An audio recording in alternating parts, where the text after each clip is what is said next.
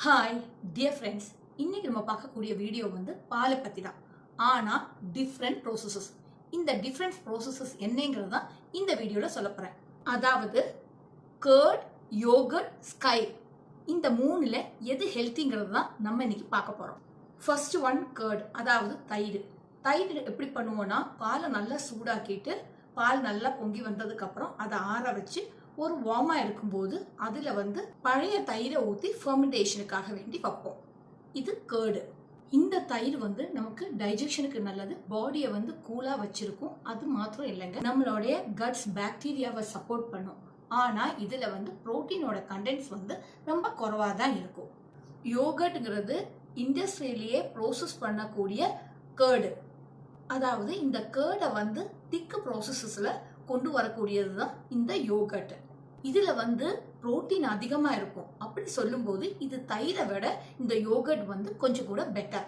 Yoghurt thicker texture, more protein. அதனால இது வந்து balance option for the daily யூஸுக்கு ரொம்ப நல்லது. ஸ்கைர்னா என்ன?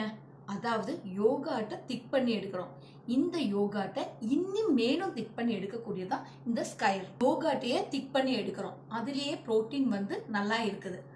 அதை விட நம்ம வந்து திக் பண்ணி எடுக்கும்போது அது வந்து ஸ்கைரா மாறுது. இந்த ஸ்கைர்ல அப்ப நான் சொல்ல வேண்டாம் புரோட்டீன் எந்த அளவுக்கு இருக்குங்கிறது. இப்போ ஸ்கைர்ல ஹைலி புரோட்டீன் இருக்குன்னு தெரியும். அப்ப எப்படிப்பட்டவங்க எடுத்துக்கணும்னு தெரிஞ்சிருக்கணும் இல்லையா? அதாவது வெயிட் லாஸ்ல இருக்கக்கூடியவங்க, வெஜிடேரியனா இருக்கக்கூடியவங்க, உங்க பாடியில புரோட்டீன் கம்மியா இருக்கக்கூடியவங்க கண்டிப்பா ஸ்கைர் எடுத்துக்கலாம். அதிகமான புரோட்டீன் தேவையில்லைன்னு சொல்லக்கூடியவங்க வந்து யோகர்ட் எடுத்துக்கலாம். நார்மலா நம்ம வந்து வீட்டுல பாலை உர ஊற்றி தான் நம்ம சாப்பிடுறோம், குழந்தைகளுக்கு கொடுக்கலாம். நார்மலா இருக்குன்னா கேர்டும் நம்ம எடுத்துக்கலாம். மூணுமே நமக்கு மூணு விதமான ஹெல்த்தி. ஆனா எப்படி எப்படி உள்ளவங்க எடுத்துக்கணுங்கிறது இந்த வீடியோல நான் உங்களுக்கு சொல்லியிருக்கிறேன். இப்ப பாத்தீங்கன்னா ஒரே மில்க் தான், அதை வந்து கேர்டாவும் யோகர்ட்டாவும் அதே நேரத்தில் ஸ்கைராவும் நம்ம யூஸ் பண்றோம். யூஸ் பண்ணும்போது அது எந்த மாதிரி அளவுக்கு நம்ம எடுத்துக்கணுங்கிறது தெரிஞ்சுட்டு இன்டேக் பண்ணது நம்ம ஹெல்த்துக்கு ரொம்ப நல்லது.